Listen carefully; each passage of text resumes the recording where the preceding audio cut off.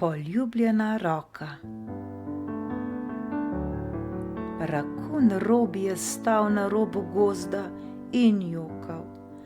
Ne želim v šolo, je povedal svoji materi. Želim ostati doma, s teboj. Želim se igrati z mojimi prijatelji in z mojimi igračami in brati moje knjige in se guncati na moji gugalnici. Ali lahko ostanem doma s teboj? Gospa Rakun je Robija prijela za roko in ga pobožala. Včasih moramo storiti stvari, ki jih ne želimo storiti, je rekla nežno. Tudi, če se zdijo čudne in strašne na začetku, ampak šola ti bo všeč, ko jo boš spoznal.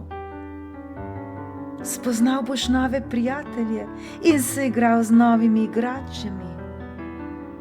Bral boš nove knjige in se gugal na novi gugalnici.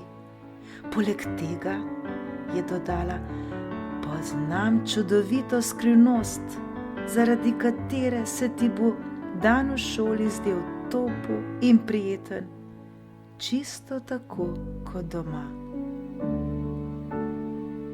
Robi si je obrisal solze in z zanimanjem pogledal. Skrivnost? Kakšna skrivnost? Zelo stara skrivnost, je rekla gospa Rakun. To skrivnost mi je povedala moja mama in njej jo je povedala njena mama. Imenuje se Poljubljena roka. Poljubljena roka, je vprašal Robi. Kaj je to? Pokazala ti bom. Gospa Rakun je prijela Robijovo levo roko in razširila njegove drobne prstke. Nagnila se je naprej in poljubila Robija točno v sredino njegove dlani. Robi je začutil, kako se je mamin poljub razširil iz dlani v roko, iz roke v ramo in nato v njegovo srce in celo telo. Celo njegova svilnata, črna rakunja maska se je obarvala s posebno toplino. Gospa Rakun se je nasmehnila. Torej, je rekla Robiju, kadarkoli se boš počutil osamljeno in boš potreboval malo ljubezni od doma, potisni svojo dlan na obraz in pomisli: mamica te ima rada, mamica misli nate. In ta poljubček bo skočil na tvoj obraz in te celega napolnil s toplimi mislimi. Vzela je Robijeve prske in jih skrbno ovila okoli poljuba na dlani.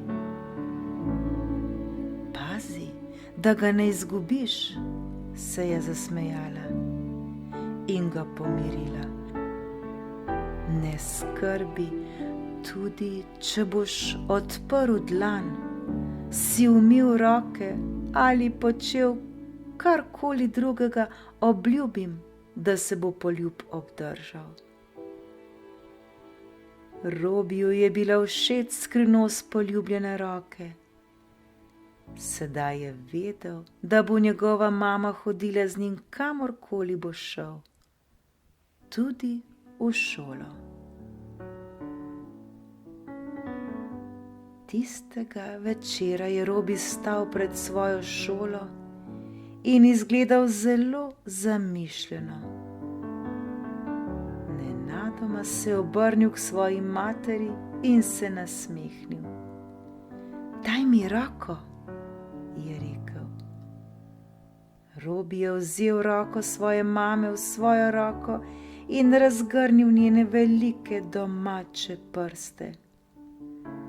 Nato se je nagnil naprej in poljubil sredino njene roke. Zdaj imaš tudi ti poljubljeno roko, je rekel. In z nežnim adijo in rad te imam, se je Robi obrnil in odplesal stran. Gospa Rakun je gledala Robija, ko je vstopil v šolo. In ko je šolska sova naznanila novo šolsko leto, je svojo dlan pritisnila na lice in se nasmehnila. Toplota Robijevega poljuba je zapolnila srce s posebnimi besedami. Robi te ima rad.